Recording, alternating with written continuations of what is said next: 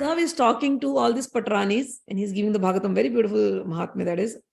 And in that Mahatmya, there is a conversation between Sanakadi, the four Sanakadis and Suta Goswami. And in that conversation, Sanakadi is asking, all these questions. And Sanakaji is asking to Sutaji, Shaunak Rishis. Shaunak Rishi, the whole Bhagavatam was spoken between Shaunak and Suta. So Shaunak Rishi is asking, tell us what is the Swarupa of Bhagavatam, what is actually Srimad Bhagavat, and how many shlokas are there, and tell us the qualities of the listener and tell us the qualities of the speaker, and what should be their motivation, what should be their goal when they are reading the Srimad Bhagavatam. So in that conversation, Shaunak, who is the representative of the 88,000 rishis in Naimisharanya, Shaunak has asked Sutaji, who is the main narrator here, and he is going to explain.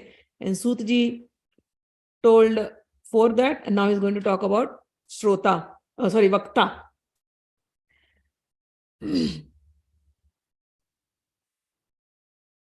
He says, how should the Vakta be? Bhagwanmati nirapekshaha Surido dineshu sanukampoyah Bahuda bodhana chaturo Vakta sammanito munibihi. He says, listen from me the qualities of a speaker of Bhagavad or Bhagavad Gita or anything. Bhagavad means all the spiritual books. How should he be? Number one quality, a speaker of Bhagavad has to be Bhagwanmatihi.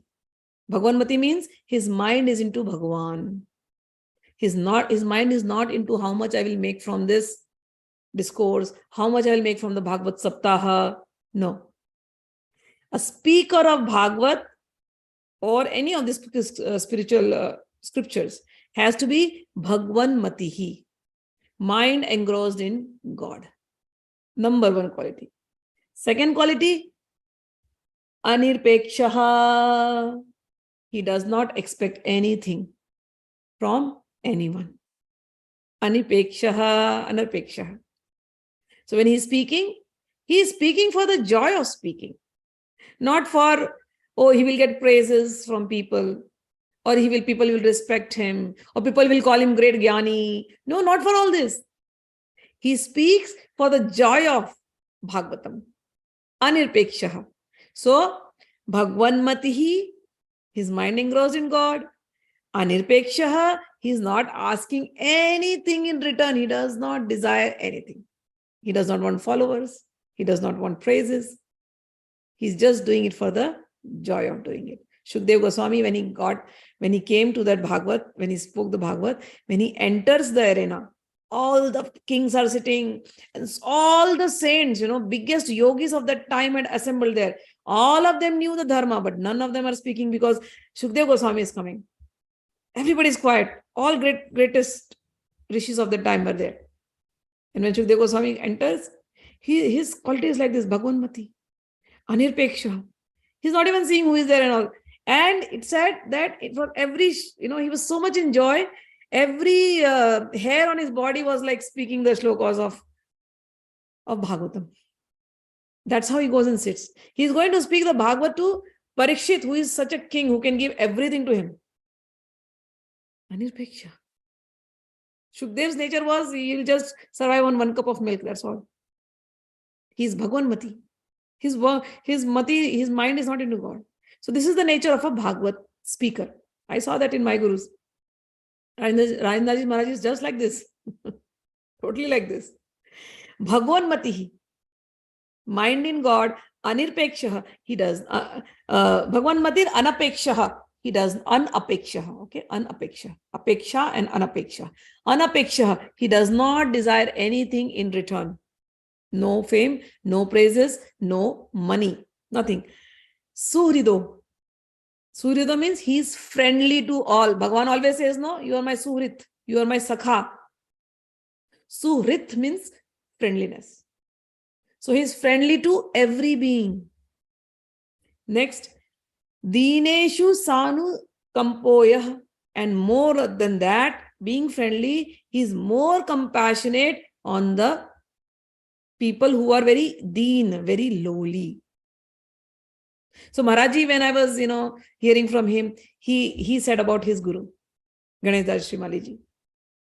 And he was saying that Ganesh Das Shrimali and him, they were going in some village. And in that village, the villagers were very simple people. And they saw the sadhus have come and they wanted to give them respect. And they said, so his guru is sitting there and everybody came. And then they called him, can you speak something? And he was ready to stay in that gaon. So some of the people noticed that, oh, how will you speak here, Gurudev? There is no arrangement here. There is nothing. You're just going to speak for them, because there has to be a stage. There has to be proper respect for you. And his guru says, what respect? What stage? These are people who love, who want to hear Bhagavatam. Let me just sit and do it, Bhagavatam. Let me just sit and do the Bhagavatam here. And he sat down there for many days, speaking the Bhagavat to those villagers without anything, no arrangement, no money, nothing. Because the villagers wanted to know. Who will, people, to do this Bhagavat, you have to spend so much money. So much money goes on. The speaker takes so much money. The musician takes so much money. So that is why Bhagavat is not done at many places. So, but Maharajji's Guruji said, these villagers, they want to hear. Nobody's going to come here. I will sit here and I'll do it. And he sat down there for a month and he spoke the Bhagavat to the villagers. And he had no desire for any respect. That's how he was. And Maharaj used to say, when his guru used to speak Bhagavatam, it was totally by-hearted to him because he has spoken so many times. So the whole shloka, he'll just close his eyes. And in that closing of the eyes, he will not even know who has come and who has gone. And he'll go on speaking and speaking and speaking. All the entire Bhagavat he had memorized because he had spoken that much. So these are the gurus I have seen, these qualities. So this is what it is. So they are especially compassionate towards the lowly who do not even have the money to arrange for such big programs, Bhagavad Saptahas and anything. These people, these saintly people go to such villages and they will speak the Bhagavad to such villagers. So they are very compassionate on the lowly people who have the sinful people. They are very compassionate. So Bhagwan Matihi, Anapekshaha, Suhrida, 3 qualities. And Dineshu Sanu Kampo Yasha. Kampo means who is compassionate on the lowly. So 4 qualities. And then the last one. Bahuda Bodhana Chaturo. Bahuda Bodhana Chaturo means he has the knowledge of everything. He will have knowledge of the scriptures, of different scriptures. When he's speaking, he will give the proof from the different scriptures. So he's not just one scripture, it's just only Bhagavatam. No, he will know of everything. And I saw that quality in Maharajji. Whatever the qualities are there, I saw in Maharajji. Bahuda Bodhan Chaturo. When Maharajji speaks, first time when I listened, and then every day I used to listen, and for hours I have been listening to him. Even till date, I cannot be without listening to him. When he speaks, from where he picks up the examples, from where he picks up the slokas, I am so amazed by his knowledge. So Bahuda Bodhan Chaturo. It is not just like, okay, only Krishna. No. If he takes a Devi Bhagavat, he'll go on that. If he takes the Mahabharat, he'll speak on that. Shiv Puran, he'll speak on that. Mahakamakya, he'll speak on her. Vindhyachal Vasini, he'll speak on her. Any topic you take, he knows it. Puranas, he knows it. Bahuda Bodhan Chaturo. So these are the qualities of a speaker. Bhagwanmati, mind engrossed in God. Anapekshaha, no expectation in return of speaking.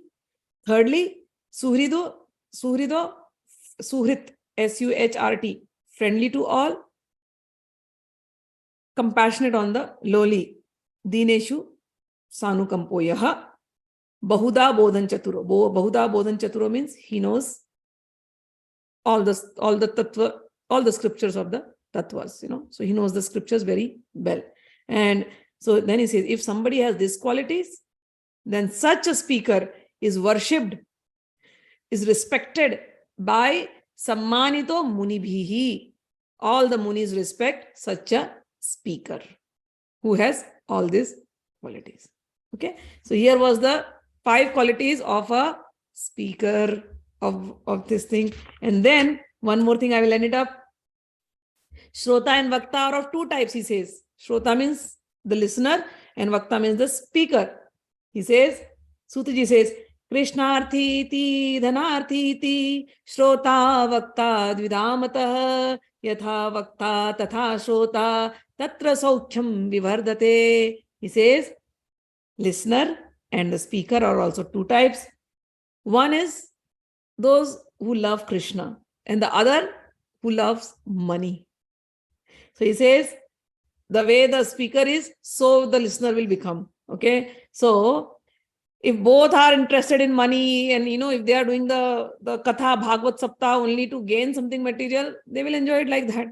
But that is not the right way. If both are Krishnarthi, both want Krishna, okay, so then the ras will go on increasing more and more. So every day the speaker also his desire has to be talking and relishing Krishna's pastime, and the listener's desires should also be talking and relishing Krishna's pastime. So he says, then he goes on saying, Dhanarthi, if they do this with all vidhan and proper rituals, they get their desires fulfilled.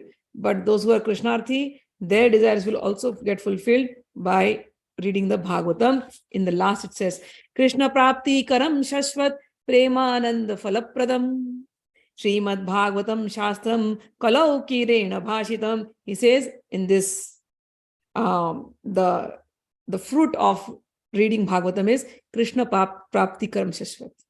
You will get Krishna forever. Premananda Falapradam, it will give you joy. Premanand.